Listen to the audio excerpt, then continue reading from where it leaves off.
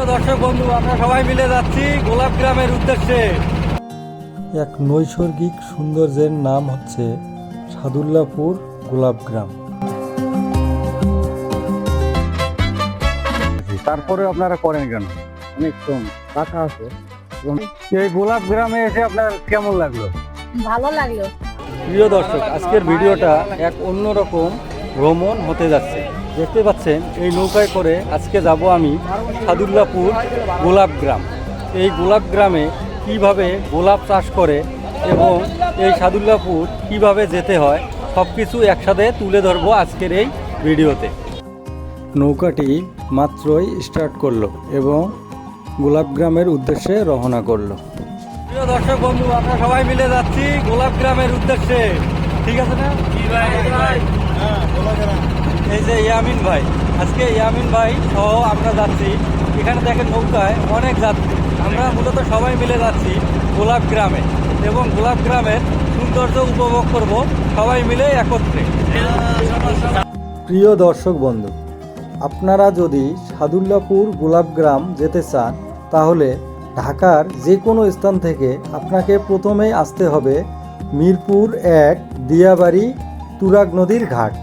এই তুরাগ নদীর ঘাটে আসলে আপনি দেখতে পাবেন অসংখ্য নৌকা এবং প্রত্যেকটা নৌকা 30 মিনিট অন্তর ছেড়ে দেয় গোলাপ গ্রামের উদ্দেশ্যে। আপনি যে কোনো একটি নৌকায় উঠে যেতে পারবেন গোলাপ গ্রাম। অথবা যদি আপনি সাভারের আশেপাশে যেমন নবীনগর বা চন্দ্রা বাইপেলের এই দিক থেকে আসেন তাহলে আপনি প্রথমে সাভার বাস স্ট্যান্ডে আসবেন এবং সাভার বাস স্ট্যান্ডের পাশে অন্ধ মার্কেটের পূর্ব দিকে একটি রোড গেছে। এই রোডে দেখবেন অনেকগুলো রিক্সা। এই রিক্সা 40 টাকা নেয় সাদুল্লাপুর গোলাপ গ্রাম পর্যন্ত। আপনি যে কোনো রিক্সায় যেতে পারবেন এই গোলাপ গ্রাম।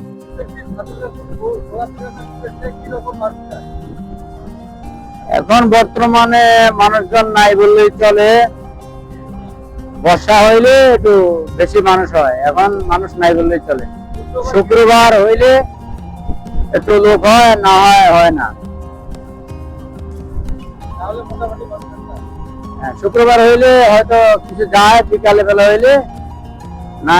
এখন আর কোনো ইয়ে নাই। দর্শক, আজকে আমি আপনাদের এই নৌকা থেকে নদীর চারপাশের যে সৌন্দর্য তা দেখাতে দেখাতে নিয়ে যাব সাদুল্লাপুর গোলাপ গ্রাম এবং গোলাপ গ্রামের সৌন্দর্য আপনাদের মাঝে তুলে ধরব। প্রিয় দর্শক, এই যে দেখতে পাচ্ছেন ব্রিজের মতো একটি জায়গা, আসলে এটি ব্রিজ না, এটি হচ্ছে তামান্না পার্ক। এর ভিতরে রয়েছে অনেক সৌন্দর্য এবং বাহিরে রয়েছে একটি ব্রিজের মতো অংশ। এই ব্রিজে এই তামান্না পার্কের দর্শনার্থীরা আসে এই তুরাগ নদীর সৌন্দর্য উপভোগ করার জন্য এবং এই তুরাগ নদীর পাশে তাদের ব্যস্ত সময় তারা পার করে। আপনারা চাইলে এই তামান্না পার্ক ঘুরে যেতে পারেন।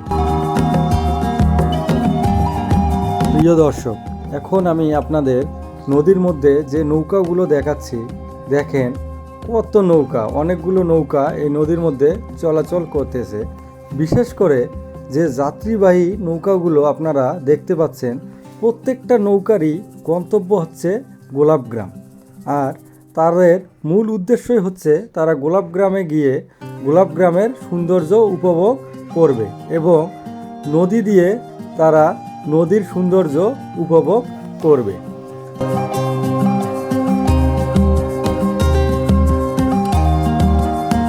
দর্শক, ওই যে দেখতে পাচ্ছেন ওই মসজিদের মিনারটি আমার ক্যামেরায় কত সুন্দর স্পষ্টভাবে ফুটে উঠেছে এত দূরে থাকার পরেও। তাহলে বোঝেন এই মিনারটি কত বড়। প্রিয় দর্শক, এখন বিকেল, তাই দেখেন সূর্যটি এক নৈসর্গিক সৌন্দর্যে ফুটে উঠেছে এবং নদীর পানিগুলো এত সুন্দর দেখা যাচ্ছে যা কল্পনার বাহিরে। আর দেখেন ওই দিকে বড় বড় বিল্ডিংগুলো দেখা যাচ্ছে, মনে হয় ওটা একটি কারখানা। দূর থেকে এই কারখানাটি অনেক সুন্দর দেখা যাচ্ছে। ওই যে দেখা যাচ্ছে ওটি হচ্ছে গোলাপ গ্রাম। আমাদের নৌকার মূল গন্তব্যই হচ্ছে সেখানে। আমরা ওইখানে গিয়ে আমাদের নৌকা থামবে এবং আমরা গোলাপগ্রামে যাব এবং গোলাপগ্রামের সৌন্দর্য উপভোগ করব।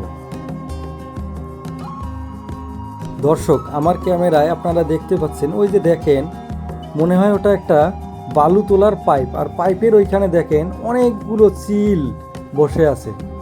দূর থেকে দেখতে অনেক সুন্দরই লাগছে। প্রিয় দর্শক, এই নৌকার যত যাত্রী আছে আমরা সবাই মিলে আনন্দ করতে করতে যাচ্ছি গোলাপগ্রাম। গোলাপগ্রাম আর বেশি দূরে নয়, আর মাত্র 10 মিনিটের মধ্যে আমরা পৌঁছে যাব গোলাপগ্রাম। কিন্তু একটা বিষয় দেখে আমি অনেক হতবাক। এই নদীর যে নৈসর্গিক সৌন্দর্য তা আমার মন কেড়ে নিয়েছে। দেখতেই পাচ্ছেন আমার ক্যামেরায়, সূর্যটি দেখেন কত সুন্দর কিরণ দিচ্ছে এবং নদীর পানিগুলো মনে হচ্ছে একদম উজ্জ্বল। ফাইনালি এসে পৌঁছালাম গোলাপগ্রামের ঘাটে। আপনারা আগে অনেক রকমের চাষাবাদ দেখেছেন, কিন্তু আজকে আমি আপনাদের দেখাচ্ছি এক নতুন চাষ। পুরা এখানকার কৃষকরা অনেক পরিশ্রম করে থাকে। তো চাষে তো অনেক পরিশ্রম দেখতেছি, তারপরে আপনারা করেন কেন? অনেক কম টাকা আছে, গম্ভীরের টাকা আছে না? ও, বুঝতে পারছি। সেই গোলাপগুলো মূলত আপনারা কোথায় বিক্রি করেন? গোলাপগুলো আমরা বিক্রি করি সরাসরি এখান থেকে যাই ঢাকা। ও, বুঝতে পারছি। আর আর সবাই তো ভিন্ন রকমের চাষাবাদ করে থাকে, আপনারা এই গোলাপ চাষের উদ্যোগ নিলেন কেন? গোলাপটা এই দেশে চলে, এই দেশে মান ভালো, এই জন্য এই দেশে এটা চলে। আর করে না। ও, বুঝতে পারছি। মানে এখানে গোলাপের চাষ এজন্যই বেশি হয়, এখানে গোলাপের চাহিদা অনেক। এই গোলাপ গ্রামে এসে আপনার কেমন লাগলো? ভালো লাগলো। এখানে এসেছেন কেন? পিকনিক করতে এসেছি। এখানে মূলত এসেছে ওনারা পিকনিক করতে। মিরপুর 1 থেকে আসছেন পিকনিকে। প্রিয় দর্শক বন্ধু, আপনারা এই গ্রামে আসলে যেদিকেই তাকাবেন শুধু দেখতে পাবেন গোলাপ আর গোলাপ। গোলাপের বাগানের সমারোহ এই গোলাপ গ্রামটি। এই গোলাপ গ্রামে আপনি দেখতে পাবেন অনেক চাষিদের গল্প, যে চাষিরা এই গোলাপ চাষের মাধ্যমে তাদের রুজি রোজগার করে থাকেন। এই গোলাপ বাগানে বিনা অনুমতিতে প্রবেশ করলে আপনাকে গুনতে হবে 300 টাকা জরিমানা। আপনি যেদিকেই তাকাবেন দেখতে পাবেন শুধু গোলাপ আর গোলাপ।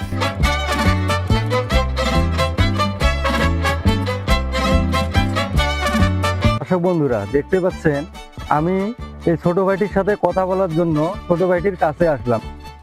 তোমার বাসা কি এখানে এই গ্রামে? আবাসন।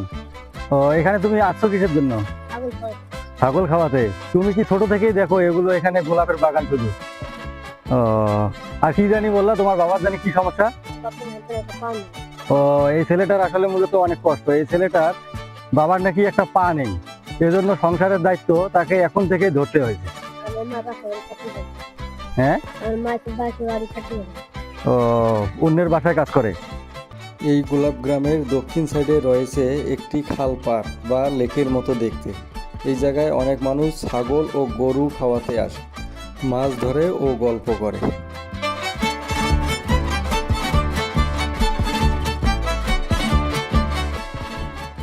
দর্শক বন্ধুরা, আজকের ভিডিও এ পর্যন্তই।